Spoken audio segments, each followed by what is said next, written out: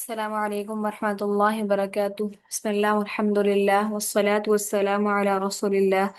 وعلی آلہ وصحبہ اجمعین وسلم تسلیما کثیرا کثیرا۔ رب اشرح لي صدري ويسر لي أمري واحلل عقدة من لساني يفقهوا قولي، رب زدني علما. اللهم انفعنا بما علمتنا وعلمنا بما ينفعنا وزدنا علما وزدنا علما وزدنا علما. اللهم أرنا الحق حقا وارزقنا اتباعه وارنا الباطل باطلا وارزقنا اجتنابه، آمین یا رب العالمین۔ الحمد للہ، اللہ کا احسان ہے کہ الحمدللہ ہم لوگوں نے سورۃ نور کو کمپلیٹ کرنے کے بعد ہم لوگ سورۃ الفاتحہ اور سورۃ بقرہ کی طرف پلٹے ہیں، اور اس کے اندر الحمدللہ ہم نے پہلی 4 آیات پڑھ لی تھی۔ الحمدللہ رب العالمین، تمام تعریفیں اللہ کے لیے ہیں جو تمام جہانوں کا پروردگار ہے۔ الرحمن الرحیم، جو نہایت بڑا مہربان نہایت رحم کرنے والا ہے۔ مالک یوم الدین، روز جزا و سزا کا مالک ہے۔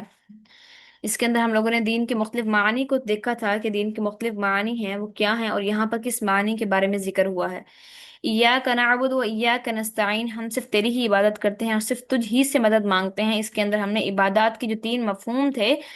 پرستش کرنا، اطاعت و فرمانبرداری کرنا اور ہمہ وقت کی بندگی و غلامی کرنا، یہ سب ہم نے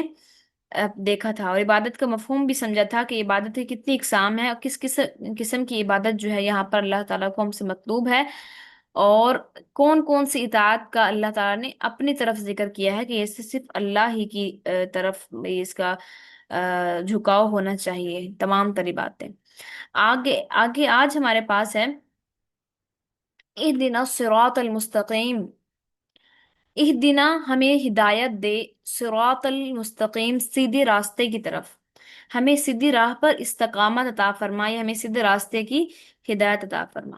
اچھا، سیدھی راہ کون سی ہے؟ کیا ہر شخص آج اپنی زبان کہتا ہے، اپنی بات کہتا ہے؟ مرزا جہلمی اپنی بات کرتا ہے، اور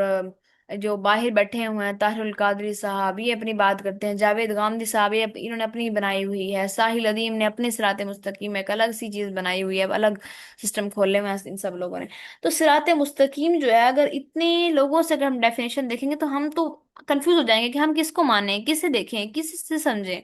کون سی ہے آخر سیدھی راہ؟ اور صرف یہی لوگ نہیں، یہ تو چلو آج کل کے فتنے ہیں، میں فتنوں میں شمار ہوتے ہیں یہ ایسے لوگ، لیکن جو اس سے پہلے بہت سے افراد گزرے ہیں، جیسے سر سید احمد خان، جس کو ہمارے بک سسٹم کے اندر، ہمارے تعلیم ایجوکیشن سسٹم کے اندر ایک ہیرو بنا کر پیش کیا جاتا ہے، لیکن اس نے قرآن کے اوپر اور اللہ کے احکامات کے اوپر ایسے ایسے اعتراضات کیے ہیں کہ انسانی عقل دیکھ کر دنگ ہو جائے، کہ اتنا بڑا نام جسے ہم آج تک ہیرو سمجھتے آئے، اپنی کتب کے اندر پڑھتے آئے بچپن سے، تو اس نے ایسی ایسی عجیب و غریب اور ایسی عقل کو دنگ کر دینے والے، نعوذ باللہ من ذالک، ایسے ایسے اس نے اعتراضات قرآن کے اوپر اٹھائے ہوئے ہیں۔ دعا کا وہ بندہ منکر ہے، اس کا مطلب یہ ہے کہ دعا کا جو اللہ کہتے ہیں کہ ادعونی استجب لکم، تو اس کا تعلق صرف قلب سے ہے، اس کا تعلق صرف دل سے ہے۔ حالانکہ قرآن کے اندر بہت سے ایسے معجزات، ایسے واقعات ہیں کہ جن وہ باسی اللہ تعالیٰ نے مثالیں بیان کی ہیں کہ جہاں نبیوں نے اللہ کو پکارا تو اللہ نے عملی قدم اٹھائے۔ اس سے کہنے کا مطلب ہے کہ اگر دعا کرو گے تو عملی کچھ نہیں ہوتا۔ اس بات کو شیخ شیخ التفسیر عبد الرحمن کیلانی صاحب نے بھی اپنی تفسیر کے اندر اس کو ریٹرن کیا ہے، ان کے اس غلط عقیدے کو کہ جو سر سید احمد خان ذکر کرتے ہیں۔ حالانکہ اللہ تعالیٰ جب فرماتے ہیں سورۃ النوح کے اندر فَقُلْتُ اسْتَغْفِرُوا رَبَّكُمْ إِنَّهُ كَانَ غَفَّارًا، اللہ تعالیٰ فرماتے ہیں کہ انہوں نے جو نوح علیہ السلام نے کس طریقے سے اللہ سے دعا کی تو اللہ تعالیٰ نے کیا کیا ان کے اوپر وہ کیا، ان سے بارش ان کے لیے برسا دی، ان کے لیے جو ہے نہر جاری کر دی، انہیں جو ہے اللہ تعالیٰ نے نجات عطا فرما دی۔ پھر موسیٰ علیہ السلام کا اللہ ذکر کرتے ہیں کہ انہوں نے جو ہے دعا کی، ربی نجنی واہلی من القوم الظالمین، اللہ مجھے اور میرے اہل کو اس سے نکال، یہ نجات دے۔ تو اللہ تعالیٰ فرماتے ہیں کہ فَأَنجَيْنَاهُ وَمَن مَّعَهُ، ہم نے انہیں بھی نجات دی اور جو ان کے ساتھ تھے ان کو بھی نجات دی۔ تو بہت سے واقعات، نوح علیہ السلام، ادریس علیہ السلام، پھر جو ہے وہ کیا کہتے ہیں یونس علیہ السلام کو اللہ فرماتے ہیں انہوں نے ہمیں مچھلی کے پیٹ میں پکارا، فناداه من جانب الطور الايمن وقربناه نجيا۔ اللہ تعالیٰ تو اس طریقے سے بیان کرتے ہیں کہ اس طریقے سے فلاں نے مجھے پکارا تو ہم نے اس کو دعا کو سن لی۔ پھر اللہ تعالیٰ ان کا ایوب علیہ السلام کا بیان کرتے ہیں کہ انہوں نے ہمیں پکارا کہ اے میرے رب، مجھے بیماری لگ گئی ہے، रब्बी अन्नी मस्सनी यदुर्रु व अंत अरहमुर राहिमीन। तो अल्लाह कह रहे हैं कि फस्तजबना लहू, तो हमने उसको दुआ कबूल की और उसने उसके गम से निजात दी, उसे सेहत अता की, उसे माल भी दिया, सब कुछ दिया। तो क्या हम कैसे इस दुआ से कोई ऐसे कह सकते हैं कि दुआ जो है वो सिर्फ और सिर्फ कल्ब से ताल्लुक है और ये अमल कुछ नहीं है इसका? ऐसी ये बात बिल्कुल जाहिलाना है। अच्छा, तो इहदिना सिरातल मुस्तकीम कौन सी सीधी राह है? इस सीधी राह के जो है इसके बारे में अल्लाह के रसूल सल्लल्लाहु अलैहि वसल्लम ने खुद बयान फरमाई है, किसी से हमें इसकी डेफिनेशन लेने की जरूरत नहीं है। हमें खुद अल्लाह के रसूल सल्लल्लाहु अलैहि वसल्लम ने बयान फरमाई। एक दफा अल्लाह के रसूल सल्लल्लाहु अलैहि वसल्लम बैठे हुए थे साहब के साथ, और आपने एक जमीन पर एक लाइन खींची जो सीधी थी, और फिर आपने कुछ लाइन खींची जो टेढ़ी मेढ़ी मेढ़ी थी। तो आपने कहा कि जो सीधी लाइन थी उसकी तरफ इशारा करके कहा कि ये है सिराते मुस्तकीम, और ये जो राहें जो उधर उधर जा रही हैं ये सिराते मुस्तकीम नहीं है। तो सिराते मुस्तकीम जो है वो हमेशा सीधी होती है, वो हमेशा काबिल कबूल चीज होती है कि जिसके ऊपर फितरत जो है वो माइल होती है। फिर इसके अंदर कोई पेचो खम नहीं होते इस, जबकि जो बातिल राहें होती हैं वो लातादाद होती हैं। और इसी तरह इसी राह को अल्लाह ताला ने हब्लुल्लाह कहा है कि ये अल्लाह की रस्सी है, इसे मजबूती से थाम लो। और इसी को अल्लाह के रसूल सल्लल्लाहु अलैहि वसल्लम ने क्या फरमाया? आपने फरमाया कि मा अना अलैहि व सहबी, कौन सा जो साहबा ने पूछा कि अल्लाह के रसूल कौन सा फिरका है, कौन सी जो लोग हैं वो राह रास्त पर हैं? तो आपने फरमाया कि मा अना अलैहि व सहबी, वो लोग जो मेरे बताए हुए तरीके पर और मेरे सहाबा के तरीके पर होंगे। तो ये सिंपल सी डेफिनेशन है आज के दौर के अंदर लोगों को सही जो जमात है, सही जो अखवान है, सही जो साथी हैं दीन के, सही अमल करने वालों लोग हैं, उनको पहचानने का एक आसान सा तरीका ये है कि इस हदीस के ऊपर परख कर देख लें। अगर वो इसके ऊपर फिट आ रहे हैं तो इसका मतलब ये सिरात मुस्तकीम पर चलने वाले लोग हैं। अगर इस पर फिट नहीं आ रहे, मा ना रही वसाबी, वो फिरका वो ग्रोह जो आपने फरमाया कि मेरे रास्ते पर और मेरे सहाब के रास्ते पर होगा, इनकी हर बात के अंदर अल्लाह के रसूल सल्लल्लाहु अलैहि वसल्लम की जात और सहाबा का अमल होगा, वो शख्स हैं, वो लोग हैं जो सिरात मुस्तकीम पर चलने वाले हैं। और इसी तरीके से जो है फिर अल्लाह ताला ने क्या फरमा, देखिए इसके अंदर क्या दुआ हो रही है, इहदिना सिरात मुस्तकीम, अल्लाह से हिदायत को मांगा जा रहा है। जबकि हम लोगों में से बहुत से लोगों का ये ख्याल होता है कि हिदायत जो है वो एक ऐसी चीज है जो सिर्फ और सिर्फ अल्लाह की तरफ से है और इसमें इंसान का कोई ताल्लुक नहीं है। ऐसी बात नहीं है। अल्लाह ताला बेशक हिदायत अल्लाह मिन जानिब अल्लाह, अल्लाह इसको चाहता है हिदायत देता है, इसको चाहता है गुमराह कर देता है। लेकिन अल्लाह ताला ने एक उसूल बयान फरमा दिया है कि हम हिदायत उसी को देते हैं जो हिदायत का तलबगार होता है, जिसका झुकाव हिदायत की तरफ होता है, और जो हमसे हिदायत को मांगता है। हिदायत बिन बिन मांगे अता नहीं होती, हर चीज बिन मांगे अता कर देता है अल्लाह अपनी अपनी मंशा से, अपनी चाहत से। लेकिन हिदायत ऐसी चीज है जिससे जो जो इंसान जब अल्लाह से मांगता है तो फिर अल्लाह उसे अता करता है।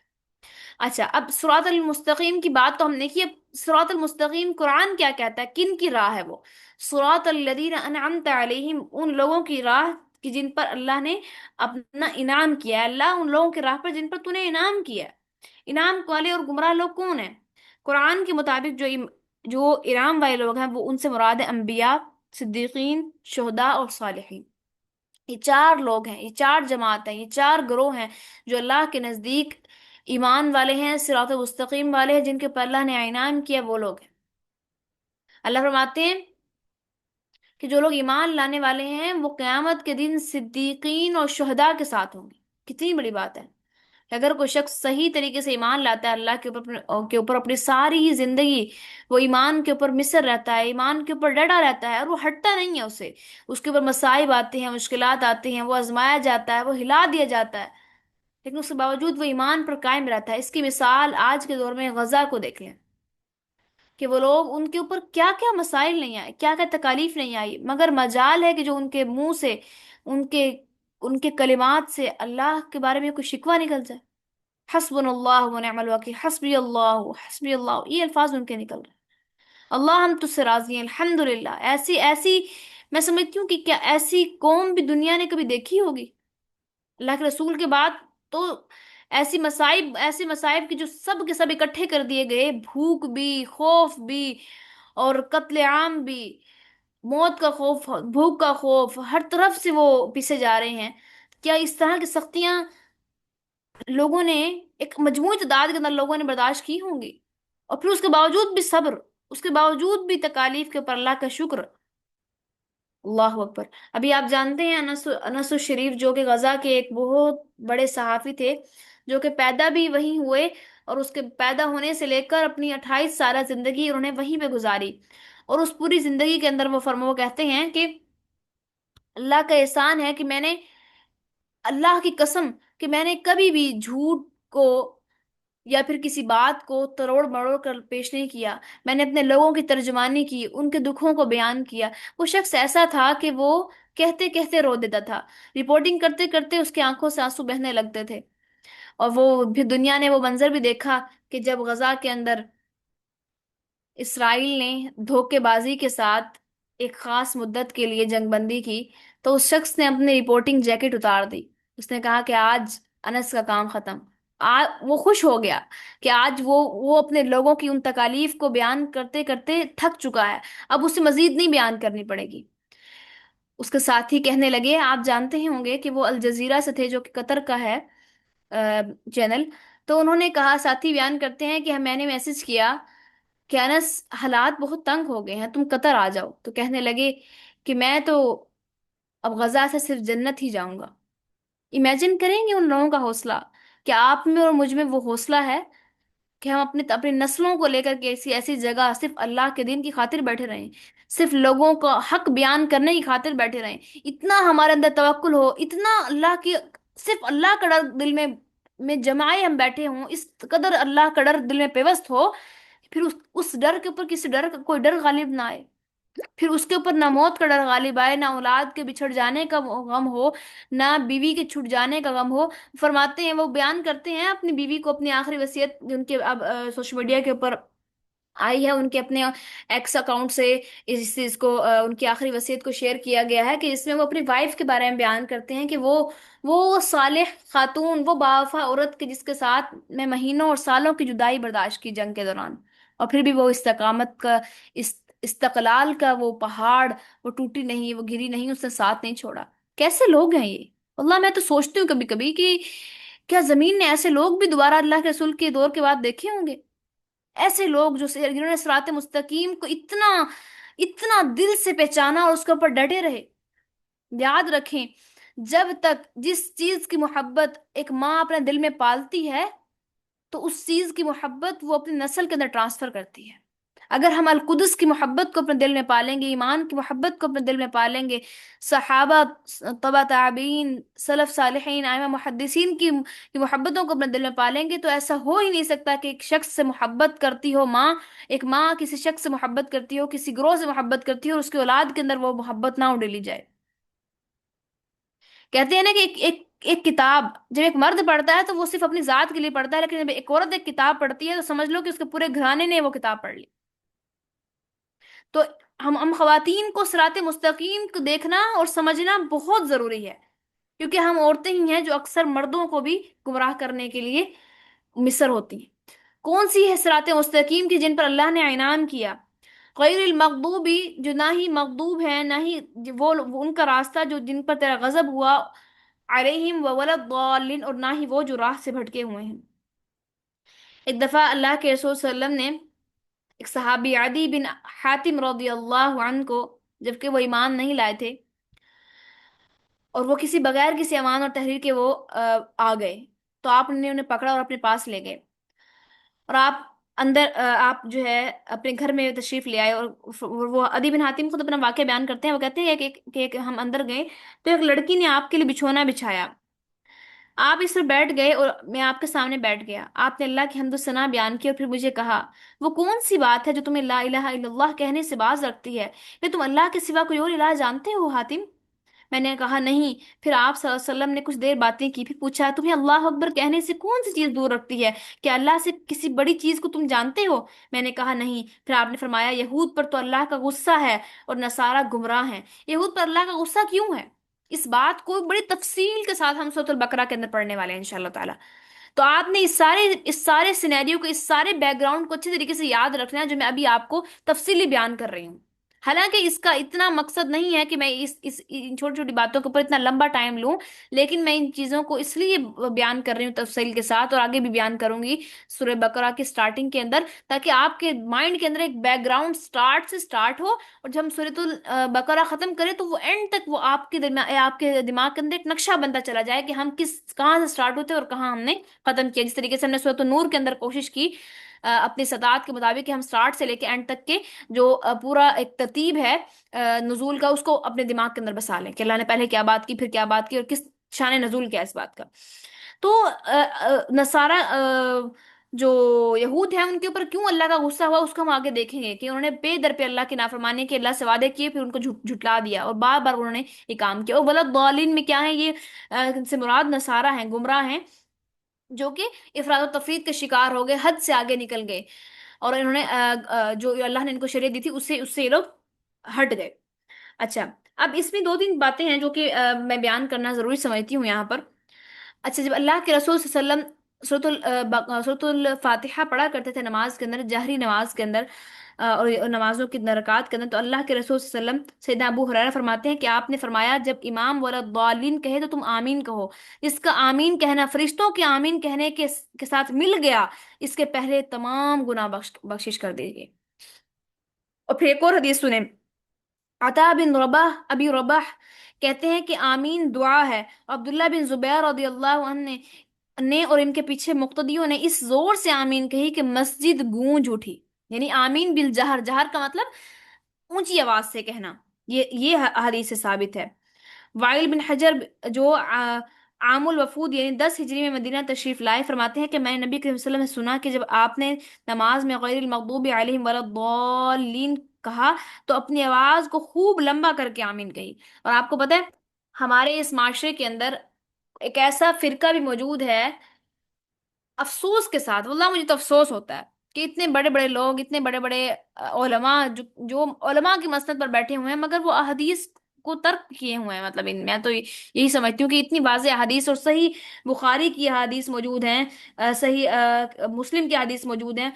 اتنی واضح حدیث کے جن کے اندر آمین بالجہر کہنے کا کو ضروری کہا گیا ہے، کہ آپ نے فرمایا کہ اگر کسی کا آواز مل گئی فرشتوں کے ساتھ تو اس کو گناہ معاف کر دے گی، اتنی بڑی بات ہے۔ اور ہمارے ہاں آمین بالجہر کہنے والا جو طبقہ ہے، اگر وہ طبقہ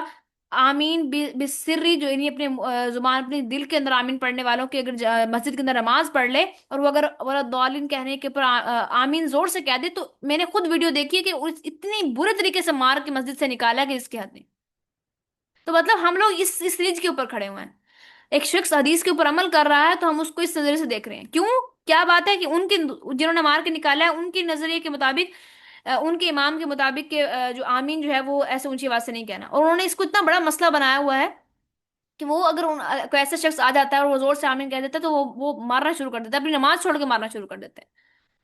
ہاں، کچھ اچھے لوگ بھی موجود ہیں کہ جو ایسے حرکات نہیں کرتے، بٹ زیادہ تر ایسے واقعات جو ہیں وہ دیکھنے کو ملتے ہیں۔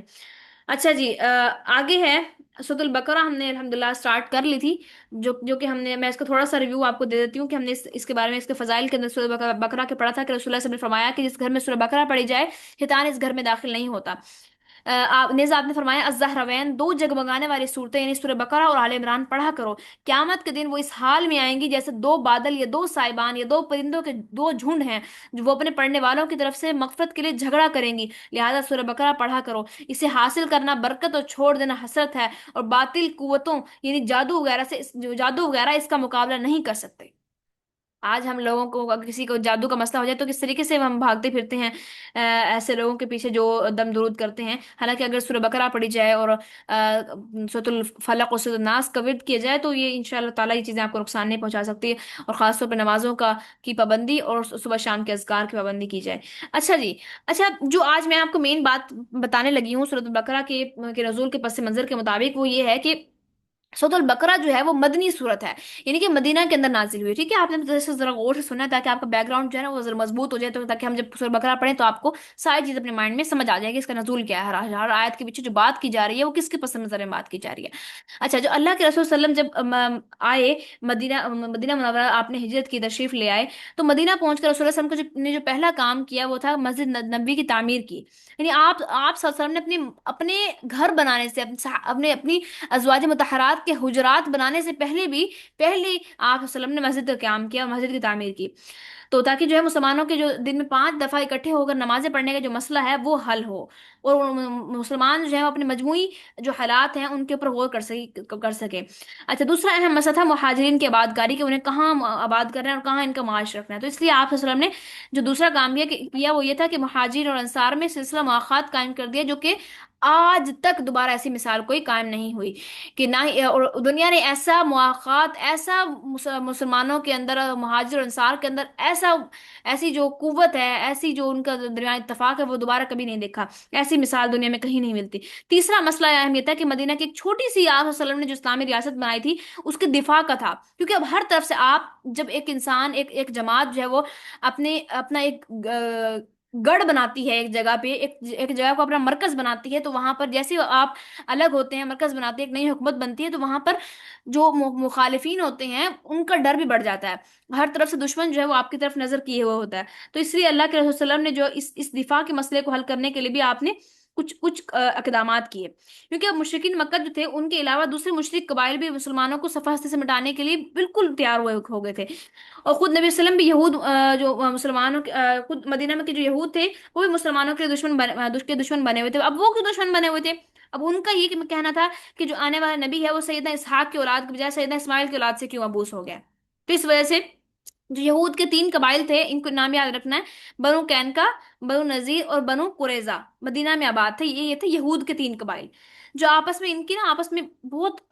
پھٹے ہوئے تھے، اندر سے بہت ان کی آپس میں لڑائیاں ہوتی تھی۔ اور مدینہ کے مشرکوں کے دو قبائل تھے، اوس اور خزرج، یہ ان کے حلیف بن کر انہیں لڑتے رہتے تھے، مطلب دونوں بیچ کا کردار ادا کرتے تھے، کبھی وہ ایک گروہ ان کے ساتھ مل گیا، ایک ان کے ساتھ مل گیا مشرکین کا، اور وہ آپس میں لڑنا شروع ہو گئے۔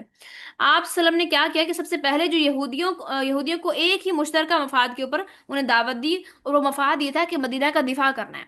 یعنی کہ جو یہود ہیں وہ بھی مدینہ میں رہ رہے ہیں، اور اب نبی وسلم کی ریاست جو ہے وہ بھی مدینہ کی ہے۔ آپ نے یہود کو راضی کیا کہ مدینہ کے اندر کے اوپر اگر باہر سے کوئی حملہ ہوگا تو وہاں پر یہود اور مسلمان مل کر لڑیں گے، پہلی بات، مل کر دفاع کریں گے۔ دوسری بات کہ جو کوئی بھی اخراجات ہوں گے جنگ کے وہ مل کر برداشت کریں گے۔ نمبر تین، مسلمانوں اور یہود کے دوران کسی طرح کے بھی جھگڑے کی صورت میں حکم جو ذات ہوگی، جو حکم ہوگی، حاکم بنے گی، جو فیصلہ کرے گی، وہ رسول اللہ صلی اللہ علیہ وسلم کی ذات ہوگی۔ تو بظاہر جو ہے یہ ایک ایسے مطالبات ہیں کہ جن کو یہود کے لیے ایکسپٹ کرنا ان کے لیے مشکل ہے۔ ایک عام بندہ ایک ایسی نئی ریاست جو ابھی آپ آگے کہیں پہ بیٹھے ہیں، کہیں پہ آپ نے ریاست بنائی ہے، اور آپ کہیں کہ آپ کا حکم چلے، تو یہ ایک بہت مشکل فیصلہ ہوتا ہے، لیکن اللہ تعالیٰ نے کا یہ انتہائی کرم ہو گیا کہ یہود جو ہے وہ اس بات کے اوپر راضی ہو گئے کہ اللہ کے رسول کا فیصلہ کہ باہم مخالفت کے اندر باہمی جو معاملات ہیں ان کے اندر ان کے اندر جو فیصلے کی ذات قرار پائی وہ اللہ کے رسول کی ذات تھی، کہ جب کبھی کوئی معاملہ کھڑا ہوا تو ترازے کا نام وہ اللہ کے رسول کی ذات ہوگی۔ اچھا، ابھی ایک یہ تو ہو گئے یہود کی بات۔ اب جو تیسرا ان کو جو مسلمانوں کو جو تیسری پاور تھی، جو تیسری مخالفت تھی، وہ تھی منافقین کی، جو بظاہر تو مسلمان تھے لیکن وہ انہوں نے کفار کا ساتھ دیا ہوا تھا، اور کفار کے اندر ان میں مکہ کے کفار بھی شامل تھے کہ جو یہاں سے مخبریاں کیا کرتے تھے، ٹھیک ہے؟ تو یہ چیز ہوگی، تین چیزیں، تین گروہ ہو گئے، ایک یہود، ایک مشرک، اور ایک منافقین۔ اب تین طرح کے لوگ ہیں، تین طرح کے دشمن ہیں جو مدینہ کے اندر رسول اللہ صلی اللہ علیہ وسلم اور صحابہ کے قیام کے بعد آپ کے دشمن ظاہر ہوئے۔ اب ان تینوں سے مقابلہ ضروری تھا، تو اب جو مدینہ آتے ہی فوراً جو صورت نازل ہوئی، اس صورت کا نام تھا سورۃ البقرہ۔ اب اس چیز کو مائنڈ میں آپ نے بٹھا لینا، ٹھیک ہے؟ اب یہ یاد رکھیں کہ جو سورۃ البقرہ ہے اس سے پہلے تقریباً 86 صورتیں جو ہے وہ پہلے نازل ہو چکی تھی، تو 87 جو صورت ہے وہ ترتیب نزول کے حساب سے وہ سورۃ البقرہ ہے، لیکن مدینہ میں آنے کے بعد پہلی صورت جو نازل ہوئی وہ سورۃ البقرہ ہے، ٹھیک ہو گیا؟ اچھا، یہ ہم نے اس کا بیک گراؤنڈ بنا لیا۔ اب آگے ہم دیکھتے ہیں، یہ ہم لوگ پڑھ چکے تھے، الف لام میم ذالک الکتاب لا ریب فیہ، کہ وہ کتاب ہے، اس کے اندر کوئی شک نہیں ہے، فیہ، اس میں ہدی للمتقین، ہدایت ہے متقین کے لیے، الذین یؤمنون بالغیب ویقیمون الصلاة ومما رزقناہم ينفقون، یہ وہ لوگ جو ایمان لاتے ہیں غیب کے اوپر، متقین کی اگر ڈیفینیشن بیان کی جا رہی ہے کہ جو ایمان لاتے ہیں غیب کے اوپر، نمبر دو صلات قائم کرتے ہیں، نماز قائم کرتے ہیں، نمبر تین جو رزقناہم مما رزقناہم ينفقون، اس میں سے خرچ کرتے ہیں جو ہم نے انہیں عطا کیا ہے، والذین یؤمنون بما انزل الیک وما انزل من قبلک، والذین اور وہ لوگ کہ جو ایمان لاتے ہیں اس کے اوپر جو ہماری طرف سے نازل شدہ وحی ہے، وما انزل من قبلک، اور اس پر بھی ایمان لاتے ہیں جو پہلے نبیوں پر اتاری گئی ہے۔ اچھا، اب نازل شدہ سے مراد نا، ہم اس کو واضح کرتے ہیں ایک چیز کو، کہ نازل شدہ سے مراد صرف قرآن نہیں ہے، نازل شدہ سے مراد قرآن کے ساتھ ساتھ حدیث بھی ہے۔ اب وہ کیسے؟ قرآن کہتا ہے کہ نماز پڑھو، لیکن قرآن نماز کا طریقہ نہیں بتاتا کہ نماز کیسے پڑھنی ہے۔ کہیں قرآن میں کبھی آپ نے ترجمہ کرتے ہوئے پڑھنا دیکھی ہے کہ کس طریقے سے نماز پڑھنی ہے؟ قرآن کہتا ہے زکات دو، لیکن زکات کا جو ہے وہ نصاب بتاتا ہے، لیکن اس کی تفاصیل نہیں بتا رہا۔ اس طریقے سے حج ہے، حج مناسک کے حج میں سے ہے۔ قرآن حج کہہ رہا ہے کہ حج کرو، جو استطاعت رکھتا ہے وہ حج کرے، لیکن حج جو ہے وہ کیسے کرنا ہے، سٹارٹ کہاں سے کرنا ہے، کون سے احکامات ہوں، وہ سارا حدیث کے اندر ہے۔ اگر کوئی شخص قرآن کو مانتا ہے اور حدیث کو وہ کا انکار کر دیتا ہے، تو وہ شخص ایسا ہی ہے کہ سمجھو اس نے قرآن کا انکار کر دیا، کیونکہ قرآن اور حدیث دو الگ نہیں ہیں، یہ ایک ہی ہے اور منزل من اللہ ہی ہے۔ ایک ہے وحی خفی اور ایک ہے وحی جلی۔ وحی جلی جو ہے، جو کہ بظاہر ہے، وہ ہے قرآن، اور وحی خفی ہے جو اللہ کے رسول کے دل پر نازل ہوئی، وحی خفی جو ہے وہ وہ بھی حدیث ہے، وہ حدیث ہے۔ اچھا، اب اللہ تعالیٰ قرآن مجید کے اندر فرماتے ہیں کہ ہمارا جو نبی ہے وہ اپنی طرف سے ایک بات نہیں کہتا، اگر یہ اپنی جانب سے کوئی بات کہہ دے تو ہم اس کی رگے جاں کاٹ دیں۔ امیجن کر رہے ہیں کتنا سخت کلمہ ہے یہ جو اللہ نے بیان فرمایا، کہ اللہ فرمانے کہ اپنی زبان سے ایک لفظ نہیں ادا کرتا یہاں تک کہ یہ ہماری مرضی ہوتی ہے، اور اگر یہ اپنی طرف سے کچھ نازل کر کے بتا دے تو ہم اس کی رگیں جاں کاٹ دیں۔ یعنی اللہ کے رسول صلی اللہ علیہ وسلم کی اللہ بات کر رہے ہیں، اتنا سخت جملہ۔ اور کچھ اور حدیث کے منکر اتنے آرام سے کہہ دیتے ہیں کہ نہیں، حدیث تو امپورٹنٹ نہیں ہے، قرآن بس۔ اکثر آپ لوگوں نے لبرلز کو دیکھا ہوگا، خاص طور پہ ایکٹریسز وغیرہ اور لبرلز وغیرہ، یہ کہتے ہیں کہ قرآن جو میٹر ہی نہیں، قرآن میٹر کرتا ہے بس، حدیث تو کچھ میٹر ہی نہیں کرتی، مطلب ان کی نظر میں صرف قرآن ہے۔ حالانکہ اگر وہ نماز پڑھنے کا طریقہ دیکھیں تو نماز پڑھنا چاہیں تب بھی وہ صرف قرآن سے نماز نہیں پڑھ سکتے، اس کے لیے انہیں حدیث پر ایمان لانا بہت ضروری ہو جائے گا۔ تو اس لیے جو بھی قرآن کا حدیث کا انکار کر رہا ہے، گویا اس نے قرآن کا انکار کر دیا، ٹھیک ہے۔ اور بالآخرت ہم یوقنون، اور وہ کون ہیں جو آخرت پر، اور وہ ہیں وہ جو آخرت پر ایمان لانے والے ہیں۔ اولئک علی ھدی من ربہم واولئک هم المفلحون، کہ یہی وہ لوگ ہیں جنہوں نے جو اپنے رب کی طرف سے ہدایت پر ہیں، واولئک هم المفلحون، اور یہی لوگ ہیں وہ جو فلاح پانے والے ہیں۔ اب اللہ تعالیٰ نے جو فلاح پانے والوں کی یہاں پر صفات بیان کی ہیں، وہ اس اعتبار سے 5 ہوں گی۔ وہ صرف یہی نہیں ہے کہ ایک شخص جو ہے وہ روزہ کر رہا ہے، حج کر رہا ہے اور تمام شرعی امور پہ ایمان لا رہا ہے۔ حج جو ہے وہ زندگی میں ایک بار ہوگا اور صاحب استطاعت کے اوپر، لیکن ارکان اسلام کے اوپر پورے طریقے سے ایمان لانا جو ہے وہ بہت ضروری ہے۔ اب ارکان اسلام کی اہمیت کیا ہے اور اس کی ترتیب کیا ہے، وہ ایک حدیث سے واضح ہوتی ہے۔ طلحہ بن عبید اللہ کہتے ہیں کہ ایک شخص حضرت نبی کریم صلی اللہ علیہ وسلم کے پاس آیا، جس کے بال بکھرے ہوئے تھے، اس کی بات سمجھ میں نہیں نہ آتی تھی، اور ہم بھن بھن کی طرح اس کی آواز سنتے رہے۔ وہ نزدیک آیا تو معلوم ہوا کہ وہ اسلام کی بابت پوچھ رہا ہے۔ آپ صلی اللہ علیہ وسلم نے اسے فرمایا، اسلام دن رات میں 5 نمازیں ادا کرنا۔ اس نے کہا، اس کے علاوہ تو میرے ذمہ کچھ نہیں؟ آپ نے فرمایا، نہیں، الا یہ کہ تو نفل یا کوئی نفلی نماز پڑھے۔ پھر آپ صلی اللہ علیہ وسلم نے فرمایا، اور نماز کے اور رمضان کے روزے رکھنا۔ اس نے پوچھا، اس کے علاوہ تو اور کوئی روزہ میرے ذمہ نہیں؟ آپ صلی اللہ علیہ وسلم نے فرمایا، نہیں، الا یہ کہ تو کوئی نفلی روزہ رکھے۔ پھر آپ صلی اللہ علیہ وسلم نے اسے زکوٰۃ کے متعلق بتایا تو کہنے لگا، بس بس، اور تو کوئی صدقہ میرے ذمہ نہیں؟ آپ نے فرمایا، نہیں، الا یہ کہ تو نفلی صدقہ کرے۔ پھر وہ پیٹھ موڑ کر چلا تو یہ کہتا جاتا تھا، اللہ کی قسم، میں نہ اس سے آگے بڑھوں گا، نہ میں اس میں کچھ بڑھاؤں گا اور نہ گھٹاؤں گا۔ آپ صلی اللہ علیہ وسلم نے فرمایا، اگر یہ سچا ہے تو اپنی مراد کو پہنچ گیا، یعنی کامیاب ہو گیا، یعنی فلاح پانے والوں میں سے ہو گیا، یعنی جو ان چیزوں پر عمل کری ہے۔ ہم نے اس حدیث کے بارے میں دیکھا تھا نا، ہم نے پڑھی تھی اس بات کو، کہ آپ نے دو کمپیریزن کیا دو خواتین کا، کہ ایک وہ جو بہت خوش اخلاق عورت ہے، اپنے شوہر کی فرمانبردار ہے، نماز روزہ کرتی ہے، اور وہ لیکن وہ نفل نہیں پڑھتی کچھ بھی، نماز فرضی پڑھتی ہے، روزہ فرضی جو ہے نا رکھتی ہے، زکوٰۃ صدقی دیتی، فرضی کرتی، نفل نہیں وہ کچھ کرتی، لیکن وہ خوش اخلاق عورت ہے، آپ نے کہا وہ جنتی ہے۔ اسی طرح دوسری عورت، وہ نفل بہت پڑھتی ہے، تہجدیں پڑھتی ہے، بہت کچھ کرتی ہے، لیکن وہ اخلاق کی بری ہے، تو آپ نے فرمایا کہ یہ جہنمی عورت ہے۔ تو اس لیے فرائض کے اوپر ہم نے مصر ہو جانا ہے، اس کے اوپر مضبوطی سے قدم لینا ہے۔ اچھا، میں آپ لوگوں کو ایک بات بتاتی ہوں،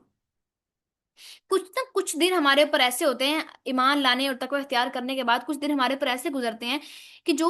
بہت اچھے ہوتے ہیں، مطلب ایمان کا لیول بہت ہائی ہوتا ہے، بہت اچھے طریقے سے ہم جا رہے ہوتے ہیں، نماز بھی، اذکار بھی، اور جو ہے نا قرآن بھی تلاوت صحیح جا رہی ہے، حزب بھی اپنا اچھا روز پڑھ رہے ہیں، پارا یا 1.5 پارا جتنا بھی ہم نے اپنے لیے مختص کیا ہوا ہے کہ ڈیلی پڑھنا ہے، وہ بھی روز صحیح جا رہا ہے، اور دعائیں بھی الحمدللہ، اللہ سے کنیکشن بھی اچھا جا رہا ہے، سب کچھ اچھا ہے، ہمارا موڈ بھی اچھا ہے، سب کچھ اچھا جا رہا ہے، بہت اچھے دن ہوتے ہیں۔ پھر اس کے بعد کچھ دن ہمارے اوپر ایسے آتے ہیں کہ جن کے اندر ہم لو فیل کرتے ہیں، ہم نماز پڑھتے ہوئے بھی ہمارا دل نہیں لگتا، ہم اگر قرآن پڑھے تب بھی دل نہیں کرتا، دل کرتا ہے بس بند کر دیں قرآن کو، نہیں اتنا دل کرتا پڑھنے کا، اور جو ہے نا یعنی کچھ بھی اچھا کام کرنے کو دل نہیں لگتا، دل بھجا بھجا سا رہتا ہے، اور ہمیں سمجھ نہیں آتی کہ ہم کیوں، سب کچھ صحیح جا رہا ہے، نماز بھی پڑھ رہے ہیں، سب کچھ کر رہے ہیں، بٹ ہم لوگ نا تھوڑا سا نا اندر کچھ بکھرا بکھرا سا فیل ہوتا ہے۔ تو میں سجیسٹ کروں گی کہ آپ لوگوں کی یہ ہر شخص کے اوپر ایک کیفیت گزرتی ہے، اگر ہمیں لگتا ہے نا کہ ہمارا ایمان کمزور ہے، ہمارے اوپر گزر رہی ہے اور باقیوں پر نہیں گزر رہی، ایسا نہیں ہے، ہر شخص کے اوپر یہ حالات گزرتے ہیں، ہر شخص کی زندگی میں یہ دو مقام، اور وہ انہی کے درمیان میں گھومتا رہتا ہے کچھ دن بہت اچھے ہوتے ہیں جو بہت ایمان سے لبریز ہوتے ہیں، اور کچھ دن جو ہے وہ بہت ڈل ہوتے ہیں۔ اچھا، اب جو لو دن ہے نا ان کے لیے میں آپ کو ایڈوائس یہ کروں گی کہ لو دنوں کے اندر نا فرائض کے اوپر پابند رہیں، بے شک نفل نہیں پڑھ جاتے مت پڑھیں، خود کو مشقت میں نہ ڈالیں۔ اب دیکھیں قرآن ان دنوں میں اگر نہیں پڑھا جا رہا زیادہ، نہ پڑھیں، ایک رکو پڑھ لیں، 3 آیات پڑھ لیں، 4 آیات پڑھ لیں بس، لیکن خود کو تکلیف نہ دیں، خود کے اوپر جو ہے اس گلٹ میں نہ جائیں کہ ہائی میں غلط کر رہی ہوں یا میں دور ہو رہی ہوں، ایسی بات نہیں ہے، یہ آپ کے اوپر کچھ دن چل رہے ہیں، ان دنوں کے بعد آپ ٹھیک ہو جائیں گی، آپ پھر اللہ کی طرف واپس پلٹ جائیں گے، آپ کا ایمان کا لیول پھر بوسٹ ہو جائے گا، پھر آپ کا جو یہ لیول کی کمی ہو رہی ہے، پھر یہ جو ہے نا آپ کا ایمان کا جو بلڈ پریشر ہے وہ ہائی ہو جائے گا، آپ پریشان ہونے کی بات نہیں ہے۔ اچھا جی عفا، لیتی ہوں آپ کی بات۔ اچھا تو نا ہم اس طریقے سے ہم لوگ اکثر ہم لوگ گلٹ کے اندر جا رہے ہوتے ہیں کہ ہم سے کچھ ہو نہیں رہا، کچھ ہو نہیں رہا، تو فرائض کے اوپر جمے رہیں، اللہ سے مدد مانگتے رہیں، اور اپنے اندر اپنے آپ کو تکلیف نہ دیں، ہم تکلیف دیتے ہیں، واللہ ہم تکلیف دیتے ہیں، میرے ساتھ بھی اکثر ایسے ہو جاتا ہے، ہم جو ہے ٹینشن لینا شروع کر دیتے ہیں کہ ہم جو ہے وہ بہت لو جا رہے ہیں، ٹینشن نہیں لینی، فرائض کے اوپر جمے رہیں، نہیں ہو رہا نہ کریں، زیادہ نہیں پڑھا جا رہا نہ پڑھے۔ اب دیکھیں اس کی دلیل کیا ہے، اللہ تعالیٰ فرماتے ہیں قرآن مجید کے اندر رسول اللہ صلی اللہ علیہ وسلم کو کہ اے اللہ کے رسول، ہم نے قرآن آپ پر اس لیے نازل نہیں کیا کہ آپ مشقت میں پڑ جائیں، اور آپ پھر اللہ فرماتے ہیں کہ قرآن جو ہے وہ اتنا پڑھیں جتنا تم سے آسانی سے پڑھ جاتا ہے، جب تم نہیں پڑھا جا رہا تو تم تھک جاتے ہو، جتنا تم آسانی سے پڑھ لو اتنا پڑھ لو، اتنا پڑھ لو، باقی چھوڑ دو۔ اللہ تعالیٰ نے ہمارے اوپر کوئی اس چیز کو مسلط نہیں کیا، ٹھیک ہے نا؟ تو ان دنوں کے اندر اس طریقے سے اپنے آپ کو ری گین کرنے کی، دوبارہ اپنا جو بلڈ پریشر ہے ایمان کا اس کو ہائی کرنے کی اس طرح کوشش کیا کریں، ٹھیک ہے نا؟ جی عرفا، آپ بھی کچھ بات ایڈ کریں، آپ لوگ سب لوگ ایڈ کریں کوئی بات، کہ آپ لوگ ان دنوں میں کیا کرتے ہیں جب آپ کا ایمان لو ہو رہا ہوتا ہے، اور کیا محسوس ہوتا ہے آپ کو، یہ بھی مجھے بتائیے گا ضرور۔ یہ تو یہ تو پکی بات ہے کہ اس طرح کے ڈیز میرا تو خیال ہے بہت سارے آتے ہیں جب آپ کو ایسے فیل ہوتا ہے کہ بھی دل نہیں کر رہا، دل نہیں لگ رہا، دل نہیں کر رہا، جی ہاں جو بھی کہہ لیں آپ اس چیز کو۔ تو میں میرا کوشچن یہ تھا کہ جیسے آپ کہہ رہی ہیں کہ بھی اپنے آپ کو اس گلٹ میں مبتلا نہ کریں کہ مجھ سے ہو نہیں پا رہا یا ایسا کچھ، تو میں مطلب ایک ویسے بات بتانا چاہ رہی ہوں کہ ایسے میری امی میری طرف آئی ہوئی تھی، تو ان کی نا فجر مس ہو گئی کیونکہ ظاہر سفر کی بہت زیادہ تھکاوٹ تھی، 10-12 گھنٹے کا سفر ہے، تو وہ تھک گئی، سوئی رہ گئی، الارم کی آواز بھی نہیں آئی، تو صبح جب اٹھی ہیں تو وہ ایسے کہی تھی ہے اللہ پتہ نہیں کیوں میری نماز مس ہو گئی، میں تو اپنی طرف سے ارادہ بھی کیا ہوا تھا سب کچھ اور انتظام بھی تھا، الارم وغیرہ بھی لگایا، تو ایسے ہی میری بہن نا ان سے کہتی ہے کہ مما آپ اس طرح فیل نہ کرو کہ ایسا فیل کرنے کی بھی اجازت نہیں ہوتی۔ تو میں اپنے دماغ میں ایسی چیز سوچ رہی تھی کہ مجھے اپنی طرف سے یہی لگتا تھا کہ یہ ایک بلیسنگ ہے اللہ تعالیٰ کی طرف سے کہ اگر آپ کو محسوس ہوتا ہے یا آپ کو برا فیل ہوتا ہے یا آپ کو گلٹ ہوتا ہے کہ آپ سے مس ہو گئی کوئی نماز، مس ہو گئی یا آپ اس طرح عبادت نہیں کر سکے جیسے آپ 2-3 دن پہلے کر رہے تھے یا کل کر رہے تھے، یا جس طرح کا کنیکشن آپ فیل کر رہے تھے اللہ تعالیٰ کے ساتھ نماز کے دوران، تو میرا کوشچن یہ تھا کہ یہ تو ایک سمجھے پتہ نہیں ہے، مجھے ایسا لگتا ہے جیسے یہ ایک بلٹ ان فیلنگ ہے، خود بخود ہی آ جاتی ہے، کچھ مس ہو جائے کچھ نہ ہو رہا ہو، کہ ہم کیا کر سکتے ہیں اس کو بیٹر کرنے کے لیے، کیسے یہ ٹھیک ہوگا، تو ہم اسے روکیں کیسے؟ ٹھیک ہو گیا۔ اچھا اچھا، جو سب سے پہلی بات ہے نا وہ یہ کہ جیسے آپ نے ایک سچویشن کا بیان کیا کہ نماز جو ہے جب کبھی چھوٹ جاتی ہے تو ہمیں گلٹ ہوتا ہے، یہ گلٹ جو ہے وہ ایمان کی نشانی ہے، جب کبھی ہمیں ایسا فیل ہو رہا ہے، کیونکہ آپ یقین کریں گے یہ جو گلٹ ہے نا یہ ہر شخص کو نہیں آتا، یہ صرف اس شخص کو آتا ہے جس کے دل کے اندر ایمان موجود ہوتا ہے، تو یہ سب سے پہلی بات کہ اس شخص کو مبارکباد ہے کہ اس کے اندر ایمان اللہ تعالیٰ نے ڈالا ہوا ہے، اور وہ اپنے ایمان کے اوپر الحمدللہ اس کو یہ چیز اس کا ایمان باور کروا رہا ہے کہ تم رونگ وے پہ جا رہے ہو، تو یہ تم سے یہ غلطی ہوئی ہے۔ لیکن اب دیکھیں جو اسلام ہے نا، جو یہ دین ہے اتنا خوبصورت ہے کہ وہ ہمیں اس گلٹ کے اندر نہیں چھوڑتا کہ آپ کی نماز رات تو آپ سوئے رہ گئے ہیں، رات جو بھی آپ کے سرکمسٹانسز تھے ڈزنٹ میٹر، اسلام یہ دین اللہ کے رسول صلی اللہ علیہ وسلم کے جو احکامات ہیں وہ ہمیں اس گلٹ کے اندر مبتلا نہیں کرتے کہ ایک مومن ہے اس کے ساتھ ایسا معاملہ پیش آیا تو بس اب وہ گلٹ میں رہے، سارا دن وہ گلٹ میں گزار دے کہ اوف اوف اوف، میرا تو یہ ہو گیا، نہیں ایسی بات نہیں ہے۔ अब देखिए अल्लाह के रसूल ने इस बारे में क्या फरमाया कि जो जो शख्स रात को सोया रह जाए, या रात को या दिन को किसी भी वजह से वो सोया रह गया, और वो नमाज उसकी रह गई सोने की वजह से, तो आपने फरमाया कि जिस वक्त उसे याद आए, दो सिचुएशन, या तो नमाज भूल जाए, कभी ऐसा भी होता है, वाकई मेरे साथ भी ऐसा भी हो जाता है, कभी कभी आप लोगों के साथ भी होता होगा कि नमाज भूल जाती है सिरे से, मतलब याद नहीं रहता आपको, इतनी देर बाद याद आता है कि ओ मैंने यार जोहर की नमाज नहीं पढ़ी। एक सिचुएशन, या तो भूल जाए, दूसरी सिचुएशन या आप सोए रह गए। इन दो मामलात के अंदर नबी करीम सल्लल्लाहु अलैहि वसल्लम का हुक्म है कि आपने फरमाया कि जब तुम्हें याद आए, या जिस वक्त सो के उठे उसी वक्त फौरन नमाज पढ़ लो। और आपने फरमाया कि वही तुम्हारा वक्त है नमाज का, यानी इसका मतलब वो आपकी अदा होगी, वो कजा नहीं हुई आपकी। कितना मैं समझती हूँ कितना खूबसूरत दीन है हमारा, जो दीन हमें इस गिल्ड के अंदर छोड़ नहीं रहा। और वो जानता है, वो अल्लाह के रसूल ने इस सोच को पढ़ते हुए, या ये मुसलमानों की, ये लोगों की साइकोलॉजी को पहचानते हुए ये हुक्म दिया कि एक जो मोमिन है उससे जब एक अमल छूट जाता है तो उसे गिल्ट होता है। इसी तरह जिस तरह एक मोमिन को से अगर गुनाह हो जाए तो उससे उसको दिल में वो फीलिंग आती है, वो अच्छा महसूस नहीं करता। बेशक वो खुद उस गुनाह में मुबतला हो, उसने खुद क्यों ना किया हो, जानबूझकर क्यों ना किया हो, लेकिन करने के बाद ना वो खुश नहीं रहता जब तक, यहाँ तक कि वो माफी ना मांग ले। इस तरीके से एक बात तो बयान होती है, गालिबन हदीस ही है भी, ये शायद सलफ का कौल है कि मोमिन की तो मिसाल ऐसी होती है कि गुनाह करने के बाद कि वो उस मछली की माने होता है कि जिसे पानी से निकाल लिया जाए और वो तड़पती रहती है यहाँ तक कि उसे दोबारा पानी में ना डाल दिया जाए, तब तक उसे सुकून नहीं आता। तो मोमिन जब गुनाह कर ले तो उसके बाद जब तक वो तौबा नहीं करता, तब तक वो मछली की तरह तड़पता रहता है। तो ये जो गिल्ट है, ये पहली बात ईमान की निशानी है। दूसरी बात ये कि हम इसको बेहतर कैसे कर सकते हैं। हाँ, हमसे ये चीज हुई, हमें जो है, हमें चाहिए कि उसी वक्त हम नमाज पढ़ लें। कुछ लोगों को मैंने देखा है कि अगर जिनसे फजर की नमाज डिले हो जाए ना, तो वो ना उसको जोहर तक मुलतवी कर देते हैं कि हम जोहर के साथ पढ़ेंगे। नहीं भाई नहीं, एक आपसे आपसे एक अनजाने में गुनाह हुआ, लेकिन अब आप जानबूझकर गुनाह कर रहे हैं, अब आप जानबूझकर उसको मुलतवी कर रहे हैं। अब अगर आप उसे मुलतवी करेंगे ना जोहर तक, तब आपको गुनाह होगा। पहले आपको इंशाल्लाह गुनाह नहीं होगा, क्योंकि आप सोए रह गए, आपको पता नहीं चला। नींद भी एक मौत की मानिंद है, वो नहीं इंसान को पता रहता। तो लेकिन अगर आप अब उसे डिले करेंगे, यानी कि आपने सोचा, आप जागे और आपने सोचा कि हाँ यार मैं नाश्ता कर लूँ, नाश्ता बना दूं, मैं बच्चों को भेज दूं, मैं ये कर दूं, मैं वो कर दूं, उसके बाद मैं सुकून से नमाज पढ़ूंगी, घर का काम कर लूं, मैं फ्रेश हो जाऊं, नहा लूं, उसके बाद मैं नमाज पढ़ूंगी। कभी कभी ना वल्लाह मैं आपको एक बात बताऊं, शैतान हमें इस तरीके से हमारे कान के अंदर विस्परिंग करता है,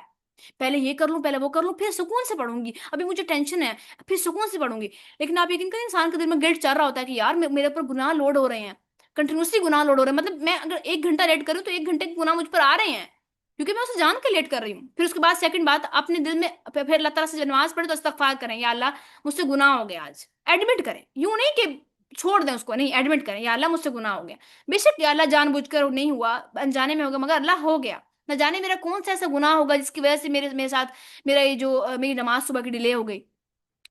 आप यकीन करें, कुछ लोग ऐसे हैं जो जिन्हें अगर रात को लेट हो जाए ना, किसी वजह से, कहीं सफर से आए हैं या किसी वजह से, तो वो लोग रात को सोते नहीं है यहाँ तक कि फजर ना पढ़ लें। वो कहते हैं कि अगर हम सो गए तो हमारी फजर चली जाएगी। मैं कहती हूँ वल्लाह कैसे, क्या ईमान है उनका, मतलब ईमान का लेवल चेक करें उनका, कि वो लोग सोते नहीं है। कैसे कैसे अल्लाह के बंदे और अल्लाह की बंदियां पाई जाती हैं। अच्छा, तो फिर उसके बाद एक आपने इस्तगफार कर लिया, फिर उसके बाद आपने नेक्स्ट टाइम जब आपने कोशिश जब आप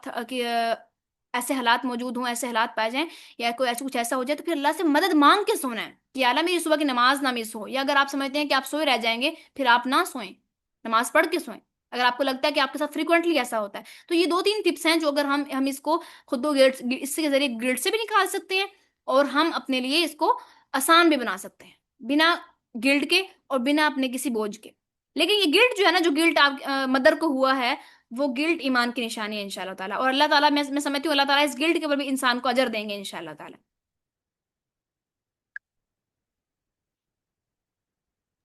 अच्छा, जैसे मतलब आप बता रही हैं अभी कि हम अक्सर माएँ खास कर ऐसे करती होती हैं, वो कहती हैं चलो हम ना बच्चों को सुला देते हैं। अब मैं तो छोटा है तो मैं तो यही कहती हूँ, मैं इनको सुला देती हूँ फिर मैं नमाज पढ़ लेती हूँ, क्योंकि ये नमाज मुझे नहीं पढ़ने देते, ये इतना तंग करते हैं, इतना तंग करते हैं, इतना रोते हैं। दूसरा छोटा बच्चा तो रो रो के बेहोश हो जाता है, मतलब और वो बिल्कुल ब्लू हो जाता है और वो बेहोश हो जाता है, इतना रोता है वो। नहीं नहीं, मैं अच्छा, फिर मैं